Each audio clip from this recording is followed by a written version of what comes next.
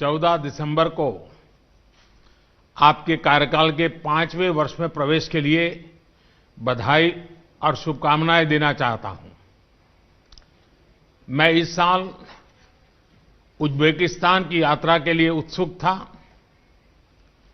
कोविड-19 महामारी की वजह से मेरी यात्रा तो नहीं हो पाई, लेकिन मुझे खुशी है कि वर्क फ्रॉम एनीवेयर के इस काल में हम आज वर्चुअल माध्यम से मिल रहे हैं।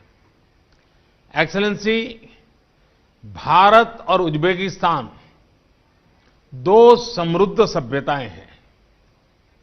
हमारे प्राचीन समय से ही निरंतर आपसी संपर्क रहे हैं। हमारे क्षेत्र की चुनौतियां और अवसरों के बारे में हमारी समझ और अप्रोच में बहुत समानता है और इसलिए हमारे संबंध हमेशा से बहुत मजबूत रहे हैं। 2018 और 2019 में आपकी भारत यात्राओं के दौरान हमें कई मुद्दों पर चर्चा करने का अवसर मिला, जिससे हमारे संबंधों में एक नई गति देखने को मिली। एक्सेलेंसी, उग्रवाद, कट्टरवाद तथा अलगाववाद के बारे में हमारी एक जैसी चिंताएं हैं। हम दोनों ही आतंकवाद के खिलाफ दृढ़ता से एक साथ खड़े हैं।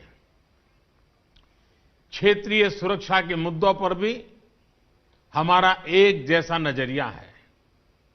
हम सहमत हैं कि अफगानिस्तान में शांति की बहाली के लिए एक ऐसी प्रक्रिया आवश्यक है जो स्वयं अफगानिस्तान की अगुवाई, स्वामित्व और नियंत्रण में हो।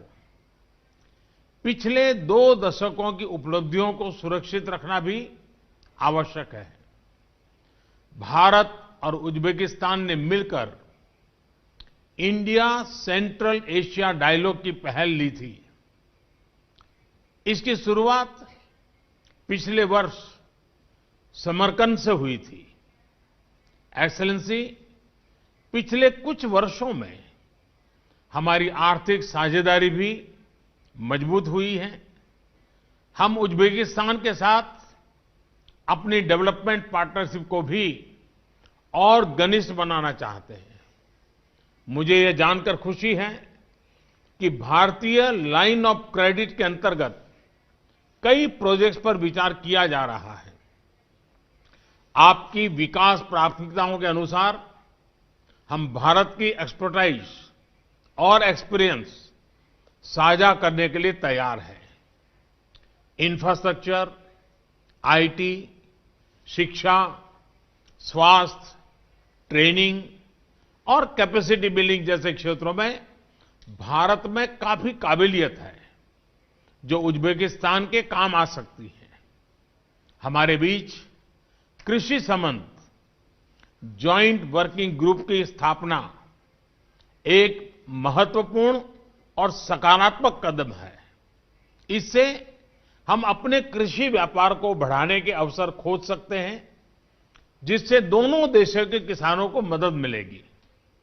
एक्सेलेंसी, हमारी सुरक्षा साझेदारी द्विपक्षीय संबंधों का एक मजबूत स्तंभ बनती जा रही है।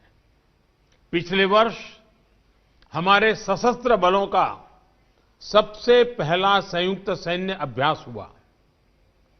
स्पेस और एटॉमिक एनर्जी के क्षेत्रों में भी हमारे संयुक्त प्रयास बढ़ रहे हैं।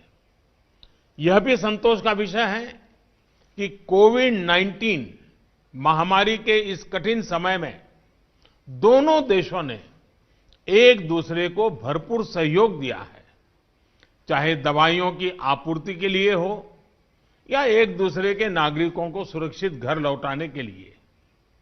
हमारे प्रदेशों के बीच भी सहयोग बढ़ रहा है।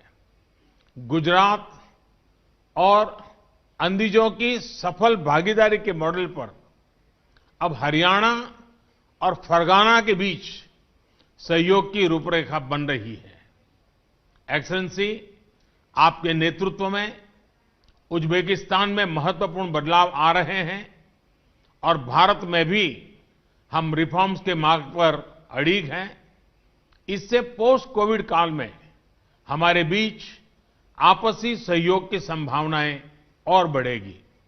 मुझे विश्वास है कि आज की हमारी चर्चा में और इस चर्चा से इस प्रयासों को नई दिशा और ऊर्जा मिलेगी। एक्सेलेंसी, मैं अब आपको आपके ओपनिंग रिमार्क के लिए आमंत्रित करता हूं।